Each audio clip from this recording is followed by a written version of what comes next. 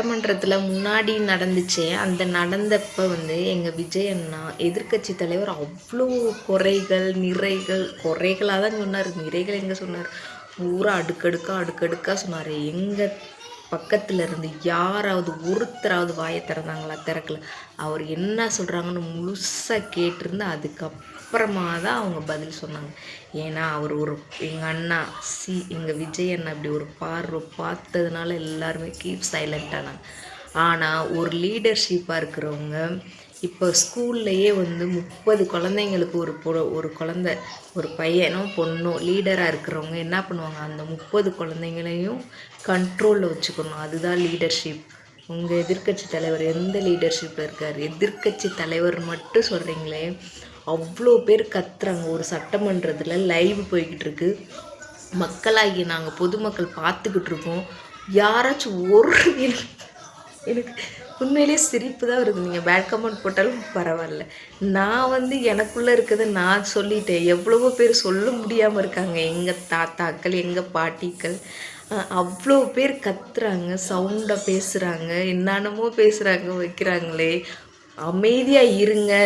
நான் ஒரு லீடர், எதிர்க்கட்சி தலைவர். அவர் தானே ஃபஸ்ட்டு சபாநாயகர் என்ன சொன்னார், அவர் தான் பேச சொன்னார். மற்றவங்கெல்லாம் கத்துறாங்க, வைக்கிறாங்க. அமைதியாக இருங்க, நான் பார்த்துக்கிறேன்னு அந்த வார்த்தை சொன்னாரா? அப்போ அவர் பயப்படுறாரு, ஓடுறதுல தான் குறியாக இருக்கார். எங்கள் அண்ணன் வாயை திறக்கலைன்னு முதல் நாள் வந்து ஆர்ப்பாட்டம் பண்ணிங்க, போராட்டம் பண்ணிங்க, எல்லாம் பண்ணிங்க. நாங்கள் தான் சொல்லுமே, அவர் நீங்கள் சொல்கிற எல்லாத்தையுமே இங்கே அப்சர்வ் பண்ணிக்கிடுவார். யாருக்கு எப்போ தக்க பதிலடி கொடுக்கணுமோ அப்போ பதிலடி கொடுப்பாரு. இது வந்து நாங்கள்லாம் அரசியல் பேசுகிறதுக்கு முன்னாடி பயந்தோம், ஆனால் இப்போ கிடையாது. இது எங்கள் அண்ணனுடைய ஆட்சி. நாங்கள் தைரியமாக பேசுவோம். என்ன பிரச்சனை வந்தாலும் அவர் இருக்கார். எங்கள் அண்ணன் சிஎம் இருக்கார், எங்கள் விஜய் அண்ணா இருக்கார். அதை பற்றி எங்களுக்கு கவலையே கிடையாது. நீங்கள் என்னதான் அவதூறு பண்ணாலும், என்னதான் தற்கூரி கூட்டம்ன்றீங்க, கூத்தாடி கூட்டம்ன்றீங்க, அணில் குஞ்சுகள்ன்றீங்க, என்னோட கமெண்ட்லேயே இதெல்லாம் போட்டிருக்கீங்க. இந்த தற்கூரி கூட்டமும், இந்த அணில் குஞ்சுகளும், இந்த கூத்தாடி கூட்டமும் தான் இன்றைக்கி அவரை சிஎம்மாக முதலமைச்சர் சீட்டில் உட்கார வச்சுருக்கு. இளைஞர்கள், பெண்கள், நாங்கள்லாம் தான் சேர்ந்து தான் அவரை முதலமைச்சராக உட்காரது. இப்போ மட்டும் இல்லை, எத்தனை நீங்கள் ஒன்று யோசிச்சு பாருங்கள். இப்போ நான் இந்த வீடியோ போடுறேனே, இதுக்கு வந்து எனக்கு சப்போர்ட் பண்ணுறவங்க எங்கள் விஜயண்ணா ரசிகர்லேருந்து நிறையா வருவாங்க, சப்போர்ட் பண்ணுவாங்க. ஆனால் உங்கள் இதில் இருந்து பேட் கமெண்ட்டாக தான் பண்ண போகிறீங்க. அதை பற்றி எங்களுக்கு கவலையே இல்லை.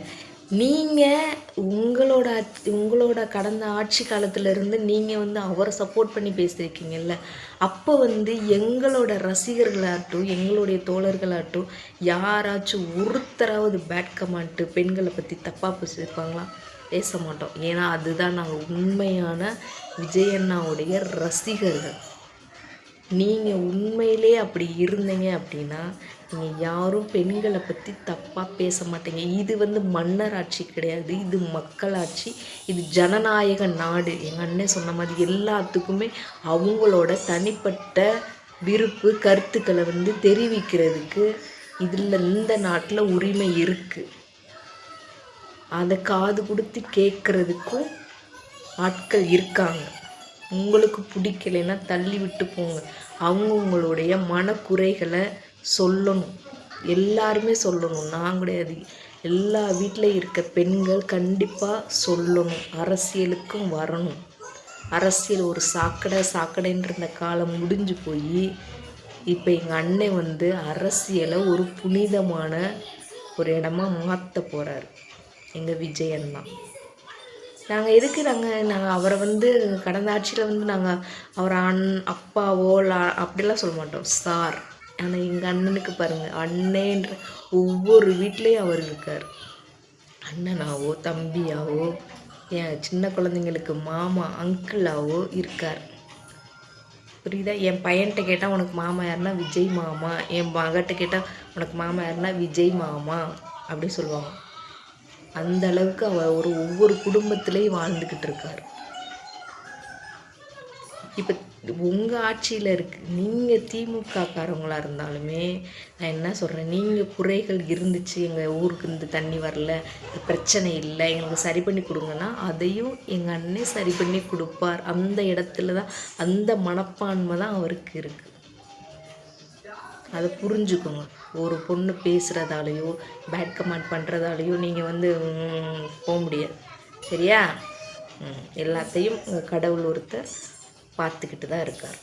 தகுந்த நேரத்தில் ஒரு பதிலடி கொடுப்பார். ஆல்ரெடி கொடுத்துட்டார். இந்த பேட் கமெண்ட் பண்ணுறவங்களுக்கு கொடுப்பார். கூடிய விரைவில் எங்கள் அண்ணே பெண்களுக்கு யாரெல்லாம் சோசியல் மீடியாவில் பேட் கமெண்ட் பண்ணுறாங்களோ ஐவுங்களை சைபர் கிரைம் மூலம் தூக்கி டிங் டிங் டிங் டிங் டிங் டிங் டிங். ஓகேவா?